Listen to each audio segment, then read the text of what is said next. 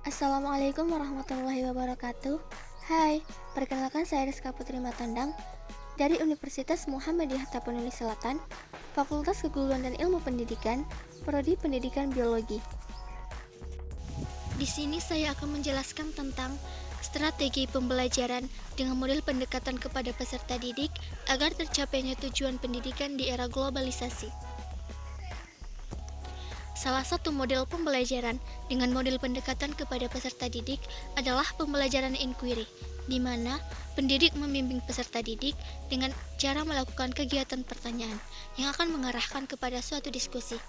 Pembelajaran inquiry dapat digunakan pendidik untuk pengembangan suatu pemikiran peserta didik yang lebih kreatif. Pendekatan yang terfokus pada pengajar menurunkan strategi pembelajaran langsung.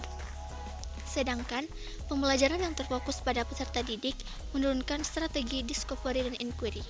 Pada model pembelajaran, pendekatan pada seorang peserta didik dilatar belakangi oleh suatu konsep dasar belajar menurut teori naturalisme romantis dan teori kognitif Gestalt.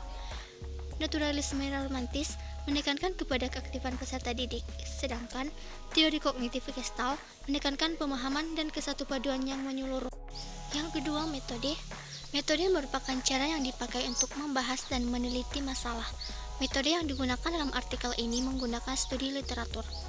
Penelitian yang dilakukan secara studi literatur dengan meneliti dan menganalisia serta menelaah beberapa sumber buku dan jurnal terkait dengan strategi pembelajaran dengan model pendekatan pada peserta didik. Metode literatur bertujuan untuk meminimalisir waktu yang terbuang dalam melakukan penelitian. Yang ketiga adalah pembahasan.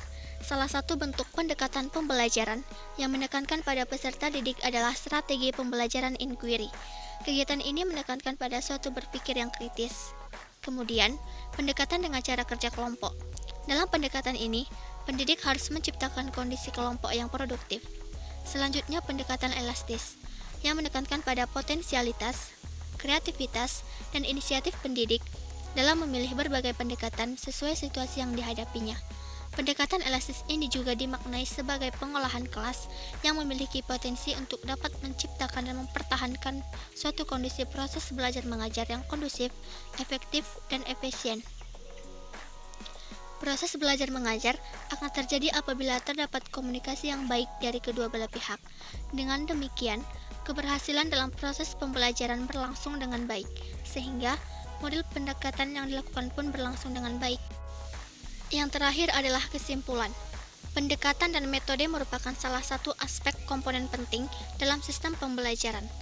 Pentingnya pendekatan dan strategi dalam proses pembelajaran dalam pendidikan, maka pendidik dituntut profesionalitas dalam mengembangkan pendekatan dan strategi tersebut.